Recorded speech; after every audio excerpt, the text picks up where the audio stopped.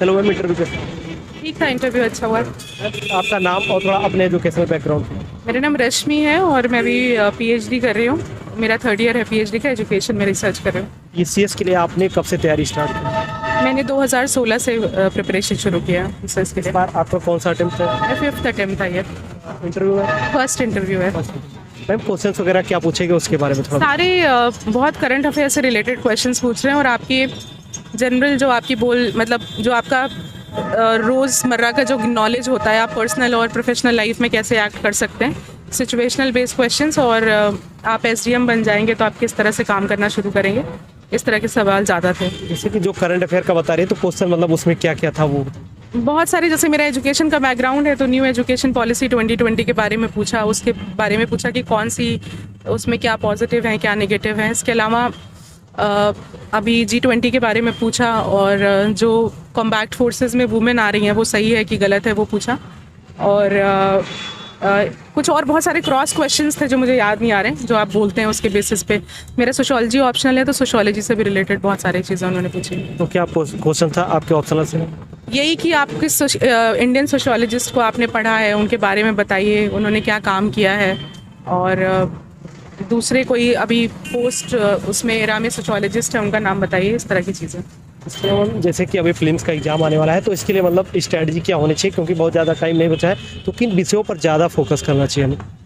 मुझे लगता है कि प्रीलिम्स के लिए जैसे यूपी में साइंस बहुत पूछते हैं और आपको करंट अफेयर्स के 30-35 क्वेश्चन होते हैं, उस पर ध्यान देने की ज़रूरत है। इसके अलावा हिस्ट्री जो है, मॉडर्न हिस्ट्री के क्वेश्चंस होते हैं, एंशिएंट मिडाइवल के भी होते हैं वो भी। और ज्योग्राफी भी बहुत, यूपी में ज्योग्राफी के क्वेश्चंस भी बहुत ज़्यादा होते हैं। तो ज्योग्राफी ये आपको 3-4 सब्जेक्ट बहुत अच्छे से करने चाहिए। जैसे यूपी स्पेशल की बात करें, यूपी का पोर्शन हो गया या फिर करंट अफेयर का पोर्शन हो गया, तो इसको कहाँ से तैयार कर सकते हैं? करंट अफेयर्स तो डेली आप न्यूज़पेपर पढ़िए या कोई वेबसाइट से अगर आप फॉलो करते हैं तो आप उसके थ्रू करते रहिए। और यूपी स्पेशल के लिए तो बुक्स आती हैं स्टैंडर्ड, आप वो किताबें मार्केट से उठा लीजिए, उसमें से बहुत सारा आपको डेटा मिल जाता है, उसमें से हो जाएगा। आपने क्या चीज़ें फॉलो की? मैंने करंट अफेयर्स के लिए जो स्टैंडर्ड मैगजीन्स मार्केट में आती है, मैंने 2 मैगजीन्स पढ़ी थी। इसके अलावा डेली न्यूज़पेपर से बहुत सारी चीज़ें आपको पता चल जाती हैं। और बाकी जो स्टैंडर्ड किताबें हैं, एनसीईआरटी, घटना चक्र से भी बहुत सारी चीज़ें करी हैं। घटना चक्र जो साइंस की जो स्पेशल आती है, हिस्ट्री की आती है, वो सारी चीज़ें पढ़नी पड़ती हैं। उसको जैसे मान लीजिए घटना चक्र सॉल्व कर रहे हैं तो उसको सॉल्व करते टाइम किन किन चीज़ों का ध्यान रखना चाहिए, मतलब कैसे उसको सॉल्व करना चाहिए? घटना चक्र बहुत, जैसे हिस्ट्री की घटना चक्र बहुत लेंदी होती है, तो मुझे लगता है कि जैसे मैं फॉलो करती थी कि आपको जो इंपॉर्टेंट क्वेश्चन जो बार बार रिपीट हो रहे हैं, कुछ उनका एक एरिया होता है जिससे वो बार बार सवाल पूछते हैं, तो उसको अंडरलाइन करके, और मैं हमेशा एक अलग नोट्स बनाती थी और एंड में वही नोट्स रिवाइज करती थी जो इंपॉर्टेंट क्वेश्चंस बार बार पूछे जाते हैं। तो नोट्स वगैरह जैसे बना रहे हैं हम, शॉर्ट नोट चाहे पूर्वावलोकन से या फिर बुक्स वगैरह से, तो नोट्स किस प्रकार से बनाए उस पर? प्रीलिम्स के लिए तो नोट्स शॉर्ट बनाने चाहिए, बहुत आप कुछ की पॉइंट्स लिख लीजिए जो आपको याद रखने में आसानी हो। सबका अपना अलग अलग होता है टेक्निक। इसके अलावा जब आप मेंस करते हैं तो मेंस में भी पॉइंट वाइज नोट्स बनाइए, बहुत लेंदी, बहुत बड़े नोट्स नहीं, क्योंकि बाद में वो रिवाइज नहीं हो पाते हैं। कोई स्कीम पॉलिसी है तो उसके छोटे छोटे पॉइंट्स नोट कर लीजिए।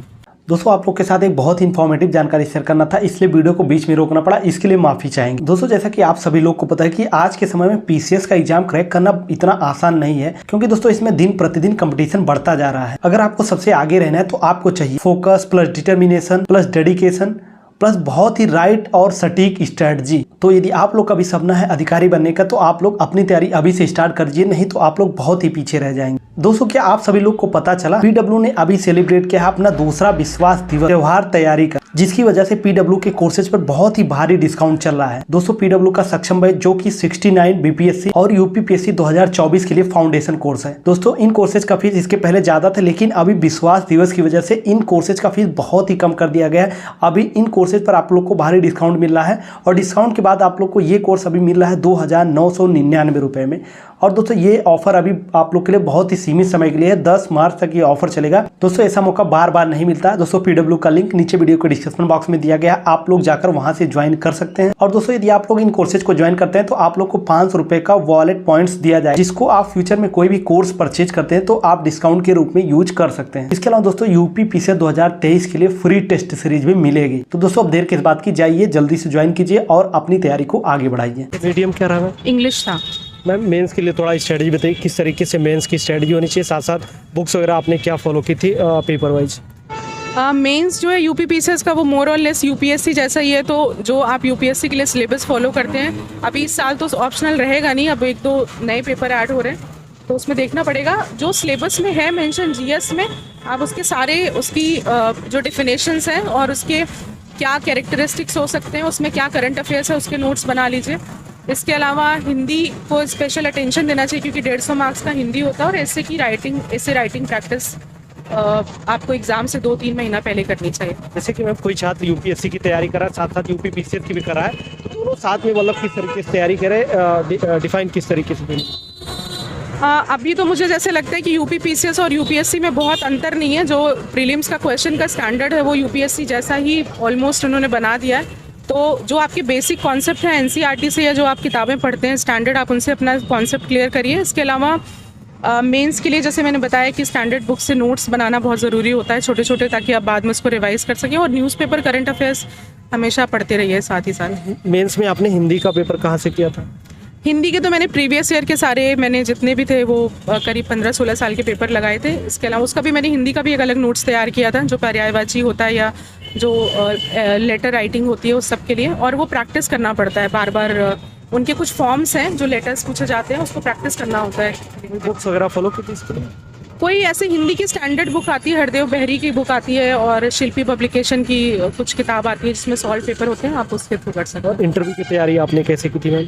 इंटरव्यू तो मैंने अपना जो बायोडाटा था उससे, और जो मैं अभी काम, जो मेरा रिसर्च का काम है उससे रिलेटेड, और बाकी जो करंट अफेयर्स चल रहा है उससे रिलेटेड सारा किया था। पर आपने मॉक इंटरव्यू वगैरह दिया था? हाँ, मॉक दिया था, वो जस्ट टू मतलब गेट मतलब आपको एक हैबिट बन जाए उसके लिए। बाकी तो बहुत ज़्यादा फ़र्क नहीं पड़ता मॉक का, क्योंकि डिफरेंस क्या लगा आपको? नहीं, यहाँ पर बहुत कॉर्डियल, बहुत अलग माहौल होता है, और मॉक में थोड़ा ज़्यादा प्रोफेशनली लेते हैं, तो फैक्चुअल ज़्यादा पूछते हैं मॉक में। यहाँ पर तो बहुत बातचीत की भाषा में बहुत कॉर्डियली लोग जो है इंटरव्यू लेते हैं। जो छात्र हमारे साथ जुड़े हुए हैं, तैयारी कर रहे हैं, तो उनके लिए आपका क्या सजेशन रहेगा?